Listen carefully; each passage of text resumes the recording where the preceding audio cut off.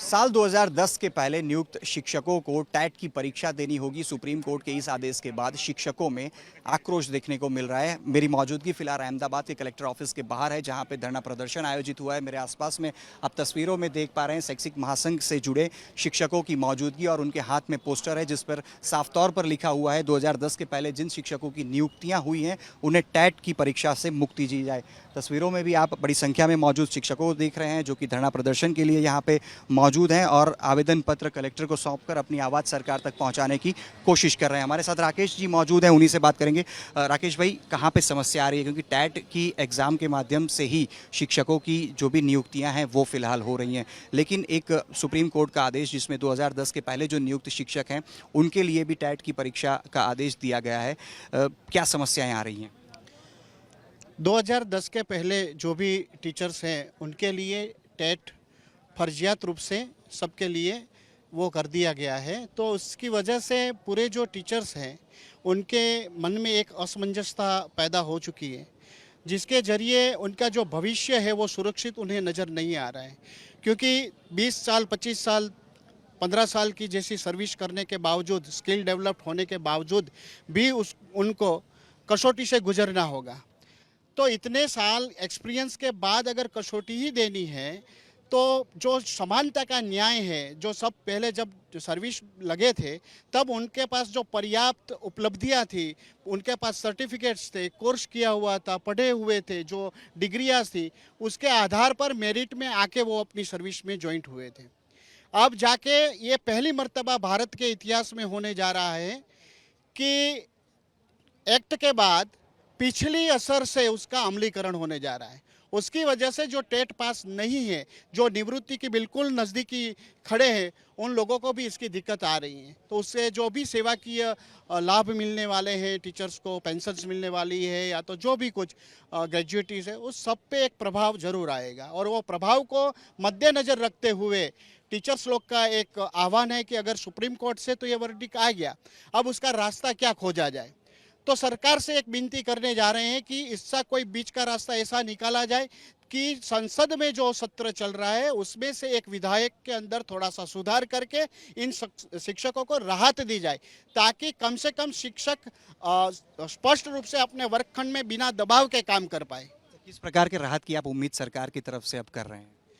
जो NC act 2010 है उसके अंदर जो प्रावधान है, उस प्रावधान में से छोटी सी चीज़ को सरकार को इम्प्लीमेंट करनी है कि वो इतना ही कह दे कि 2010 के उसके बाद जो है उसके बाद ये एक्ट का अमलीकरण होगा।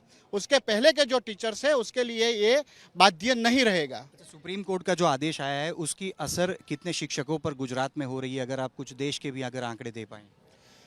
पूरे देश के अगर मैं देखूं तो 25 लाख जितने टीचर्स के ऊपर सीधी असर आ रही है और गुजरात में 75,000 यानी 75,000 शिक्षकों के ऊपर सीधी असर उसकी दिखाई देगी। रिटायरमेंट के करीब जो शिक्षक हैं, क्या उनके लिए कुछ राहत के संकेत हैं? अभी फिलहाल तो कोई संकेत नज़र नहीं आ रहे हैं, मगर जो सत्र मिलने जा रहा है उसमें हम प्रभावी रूप से हमारा पक्ष रखेंगे। हमने इसके पहले भी शिक्षा प्रधान से मिल के बात रखा था, मगर कुछ हुआ नहीं है। वर्डिक्ट आ गया है, उसके बाद हमारे पास और कोई रास्ता रहता नहीं है। अभी हमें सिर्फ प्रावधान में चेंज करके ही ये लाभ मिल सकता है। तो हम चाहते हैं कि सरकार के तरफ से ये राहत हमें मिले। अच्छा, क्या संभव है कि जो शिक्षक 2010 के पहले जिनकी नियुक्तियां हुई हैं वो टैट की एग्ज़ाम दे दें? क्योंकि कई सारे शिक्षक होंगे, हो सकता है वो तैयार भी हों, लेकिन हो सकता है बड़ी संख्या में शिक्षकों की तैयारियां ना हों। तो अगर दें तो समस्या कहाँ आ रही है? एक बात मैं ज़रूर कहना चाहूँगी कि शिक्षक कभी कसौटी से डरता नहीं है, लेकिन यहाँ बात हमारे न्याय की है, हमारे अधिकार की है। क्योंकि जब वो लोग नौकरी लगे हैं तो उनके पास जो सर्टिफिकेट से जो डिग्रियाँ थी और जो उनकी लायकात थी उसके आधार पर उनको नौकरी मिली है। तो जो भी कायदा लागू किया जा रहा है वो जिस समय से चालू हो रहा है वहीं से लागू होना चाहिए, क्योंकि ये हमारे नैसर्गिक न्याय के विरुद्ध है, हमारे हक के विरुद्ध है। और इसीलिए हम चाहते हैं कि सरकार इसमें हस्तक्षेप करके इस कसौटी को नाबूद करे और शिक्षकों को न्याय मिले। आज धरना प्रदर्शन और आवेदन पत्र देने का कार्यक्रम है, लेकिन अगर अभी भी आपकी बात या आपकी मांगे नहीं मानी जा रही हैं सरकार की तरफ से, अगर आपको परीक्षा से मुक्ति नहीं मिल रही है तो आने वाले दिनों में क्या और विकल्प? ये हमारे आंदोलन का श्री गणेश है। ये पहला कदम है कि हम पहले सरकार को अवगत कराते हैं कि हम ऐसा चाहते हैं और बृहद रूप से बहुत बड़ी संख्या में हम चाहते हैं।